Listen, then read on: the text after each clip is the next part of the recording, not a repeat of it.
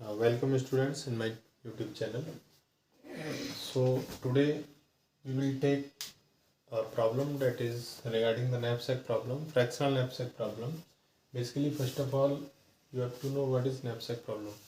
Knapsack problem basically nothing but knapsack. It is just like a bag in which you can fill the items according their either values or weight, right?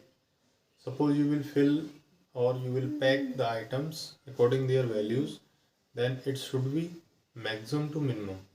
Means जब भी हम किसी भी थैले में कोई item हम डालते हैं, फिल करेंगे वन बाई वन, तो वैल्यू के यदि मैं फैक्टर की बात करूं then it will consider maximum to minimum, because user हमेशा ये चाहेगा कि मुझे ज़्यादा से ज़्यादा प्रॉफिट हो, राइट। और यदि वेट की फैक्टर की मैं बात करूं तो वेट में क्या होगा कि जो हल्का हो, इट कैन कैरी इजीली, जिसको हम आसानी से ले जा सकें। That's why we are putting minimum weight elements first into the knapsack, then maximum, then up to maximum, right? So these are the two criteria for filling the knapsack, either through values or through weight. So this is the 0-1 knapsack problem, either item selected or rejected. And another is that is the fractional knapsack problem. In this question, इस question पूछना what is knapsack problem, then you will discuss all three cases, right? First arrange the item according their values, then we select the items that are having maximum value, then minimum, or with respect to weight then we select the minimum weight then maximum. तो ये हमारा हो गया कि यदि GC1 जो होता है हमारा, वो क्या होता है, आइटम को हम पिक करते हैं, item according to their value, और वैल्यू की मैं बात करूं तो मैक्सिमम टू मिनिमम होता है, ठीक है। यदि मैं GC2 की बात करूं तो items according to their weight, और वेट की मैं बात करूं तो मिनिमम से मैक्सिमम की तरफ हमारा जाएगा। So this is our GC1 and GC2। Now third one is the GC3। GC3 हमारा जो होता है, इसी को हम क्या कहते हैं, फ्रैक्शनल नैपसैक प्रॉब्लम, राइट। इसी को हम फ्रैक्शनल नैपसैक प्रॉब्लम कहते हैं। ये जो क्वेश्चन दिया हुआ है, solve the fractional knapsack problem using greedy approach for the 5 items. 5 items दिए हुए, I1 से लेकर I5, respective wait and value दिया हुआ है, एंड टोटल कैपेसिटी जो थैले की है डेट इज 60 kg। तो सबसे पहले हम क्या करेंगे, फ्रैक्शनल नैपसैक में जब कंफर्म हो जाए, या तो एग्जाम में पूछेगा कि जैसे यहाँ पर दिया हुआ कि सॉल्व फ्रैक्शनल नैपसैक प्रॉब्लम, तो कंफर्म में आपका GC3 लगना है। यदि ये नहीं चीज़ दी है, केवल सॉल्व पूछा है, तो आप पहले GC1 लगाएं, ठीक है ना, फिर GC2 लगाएं। अदरवाइज ये दोनों ही फेल होते हैं, देन GC3 लगाएंगे, राइट। तो इसमें हम क्या करेंगे, सबसे पहले हम PI कैलकुलेट करेंगे। एक टेबल बना लेते हैं हम, आइटम्स, वैल्यू एंड वेट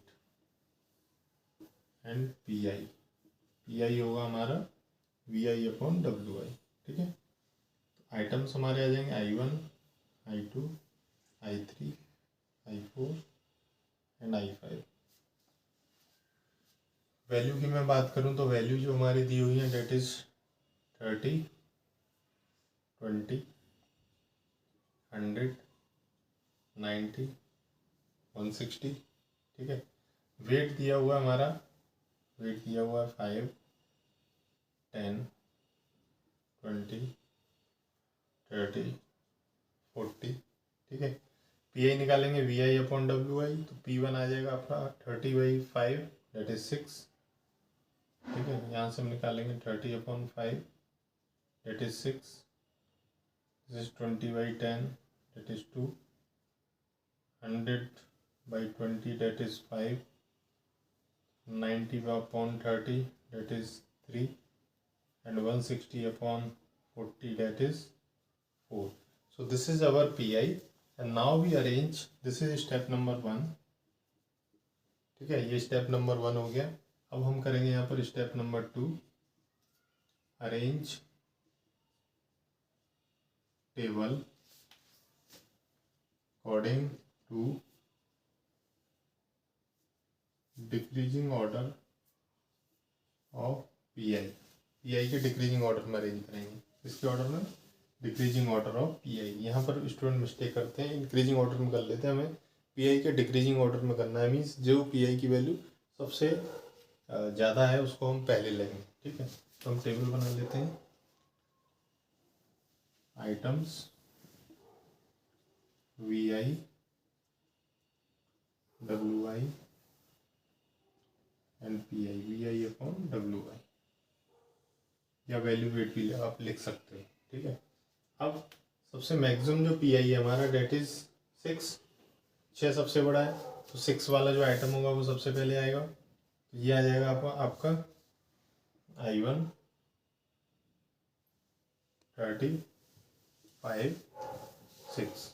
ठीक है, इसके बाद जो हमारा है 5 हो गया। अब इसके बाद 5 वाला I3 125। इसके बाद आपका 4 वाला आएगा, डेट इज I5 160 44, राइट। इसके बाद 3 में आ जाएगा I4 90 30 एंड 3। ठीक है, यहाँ तक कोई प्रॉब्लम? ठीक, इसके बाद 3 के बाद आ जाएगा हमारा 2, डेट इज I2 20 10 एंड 2। ये हमारा आ गया, डेट इज टेबल हमारी ऑर्डर में पी आई के डिक्रीजिंग ऑर्डर में, पी आई का डिक्रीजिंग ऑर्डर में इस टेबल को मैंने यहाँ पर शॉर्ट कर लिया। ठीक है, पी आई के डिक्रीजिंग ऑर्डर में। Now we will fill the item into the knapsack. Suppose ये मेरा नैपसैक है, ये मैंने नैपसैक ले लिया। ठीक है, अब इस नैपसैक में एक एक करके हम आइटम डाल दें। सबसे पहले I1 आइटम आएगा, बिकॉज इसका पी आई सबसे ज़्यादा है। सबसे पहले मैंने I1 को फिल किया। ठीक है, I1 को फिल किया तो वेट मेरा कितना हो गया, 5 kg। इसके बाद I3 को पिक किया, I3 का वेट कितना है, 20 kg। 20 + 5 date is 25। हम इसको ऐड भी करते रहेंगे और ये W के बराबर होना चाहिए, इससे हम कंपेयर करेंगे। ठीक है, तो इसके बाद में हमारा कितना आ जाएगा, I5। जैसे ही मैं I5 को इसमें डालूंगा तो ये हो जाएगा 40। ये यहाँ से यहाँ तक हो गया 65, which is greater than W। ठीक है, बट हमें 60 के बराबर लाना है, तो हम क्या करेंगे, यहाँ से हमारा ये 40 kg तो नहीं आएगा, because it exceed the limit, because total capacity of knapsack is 60 and we have to fill completely, not underflow and nor overflow. So we will take 35 kg from here and 5 kg we left. यहाँ से हम केवल 35 kg लेंगे, 5 kg को हम left कर देंगे। ठीक है, क्योंकि फ्रैक्शनल नैपसैक में यही होता है, आप जो भी आइटम्स है उसका जितना वेट आप ले जा पा रहे हो, मीन्स जो कि इसको कम्प्लीटली फिल कर पा रहा है, उतना आप उसमें से ब्रेक करके फिल कर लोगे, बाकी वेट को आप वहीं पर छोड़ दोगे। That's why it is called fractional knapsack, right.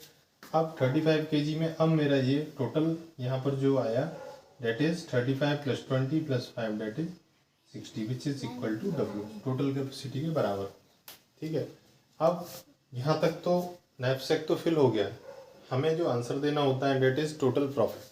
तो हमारी जो टोटल प्रॉफिट हुई, टोटल